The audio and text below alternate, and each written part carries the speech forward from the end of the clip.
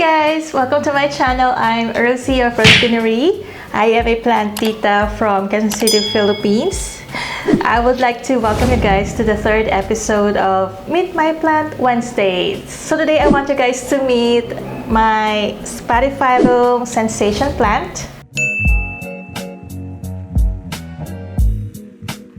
Well, she's one of the largest spathiphyllums with large, glossy, dark green leaves. She's a close relative of the peace lilies and pretty much just have the same care requirements.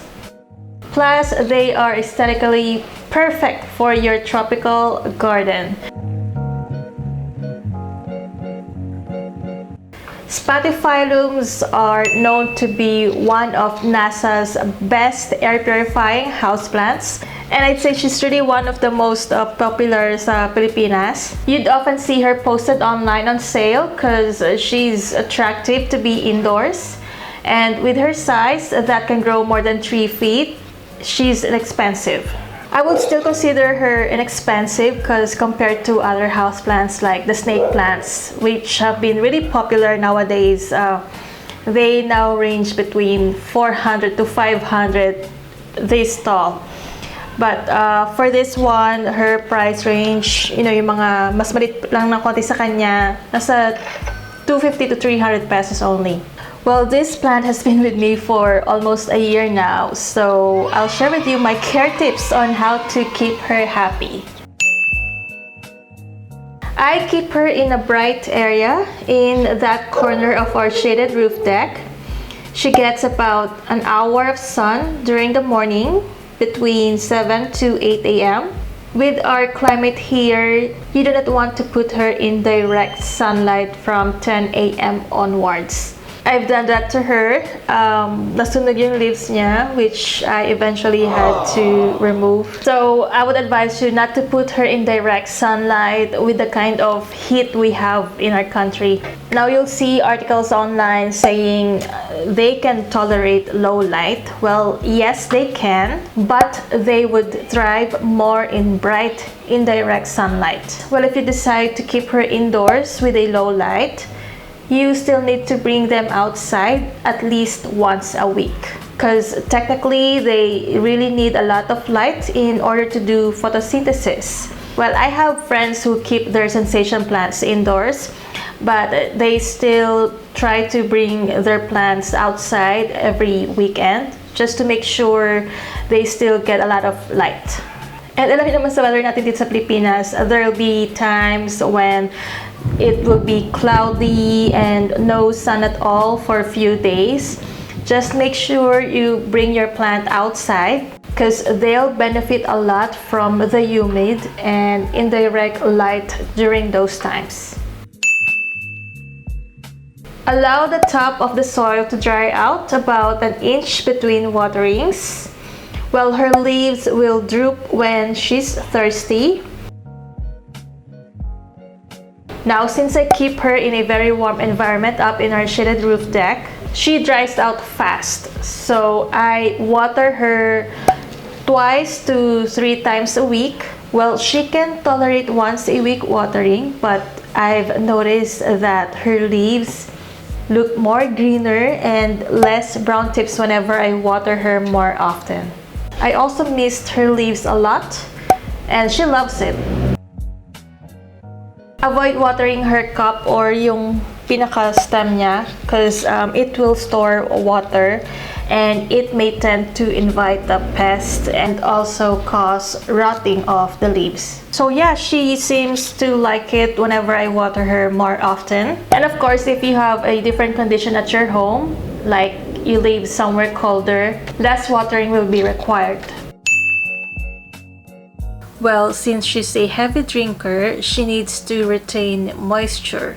So her current medium is a mixture of cocoa peat and rice hull. I give her Osmocote or a slow release fertilizer every 2 months. She's a big girl on a 10-inch pot, so I give her 2 scoops of Osmocote every 2 months, and she seems to like it.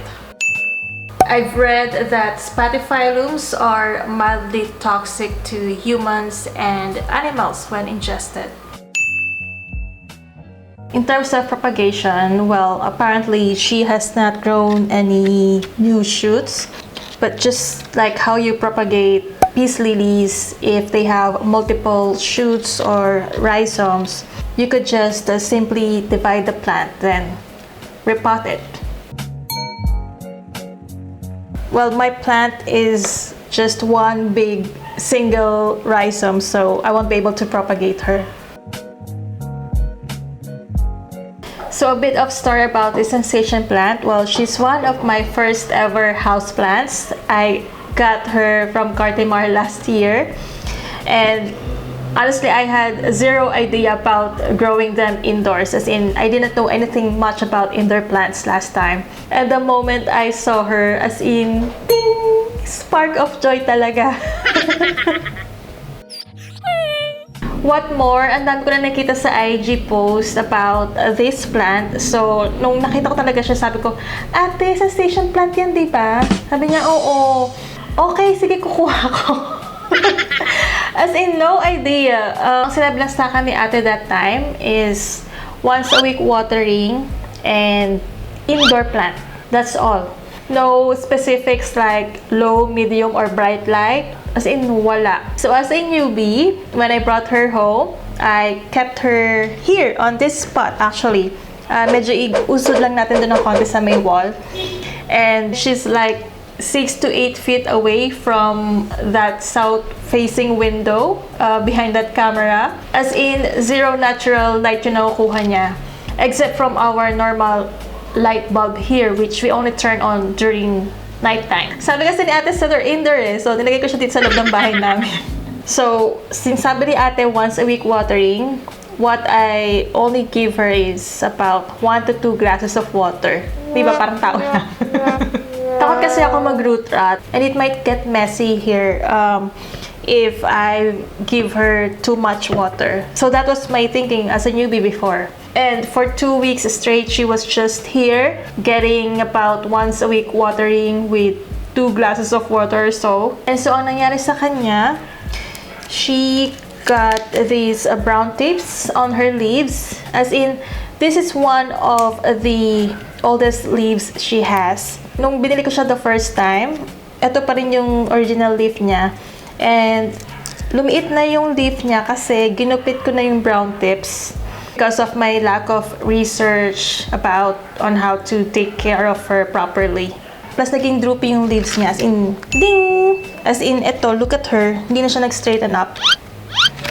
So what I did is I asked around online with fellow Pinoys who have been taking care of sensation plants, and they advised that once a week watering will not work with our climate here. So you'll have to water her 2 to 3 times a week, and you'll have to mist her leaves often. Plus, if you keep her indoors, you'll have to make sure that she also gets bright light once a week. So that's what I did. I brought her outside in a shaded area, and I gave her full bath like 2 to 3 times a week. I make sure that the water will leak at the bottom part of the pot, and she recovered well. And I would say she's really sturdy. As in, sa dami pinagdaanan niya, she still managed to keep herself alive. So her first leaves are still here, and you'll see the brown tips. Some of them I've already removed. So ito na lang yung konting natitira from last year. And she always gives me new leaf every month. As in, this one is a new one. Kaka-unfurl lang niya last week. And what I've noticed, every time I tend to not water her often, automatic may brown tips agad. Since sobrang init nga dito sa atin. But, you know, overall, I would recommend sensation plants to be your next houseplant because of her toughness. Really sturdy houseplant, and also because of the benefits. Number 1 is one of the best air purifying houseplants, and the beauty that she can give to your home. So yeah, that's all I have to share about this plant. I hope that you find this video helpful. If you guys have any other experience or other care tips about this plant, feel free to do so by leaving a comment below. And also, if you guys have any other questions, I'll be happy to answer them for you. And if you like this video, please give it a thumbs up. And also, do not forget to hit that subscribe button and hit that bell icon so you'll know once I upload a new video. So I'll see you guys in the next one. Thank you for watching. Bye,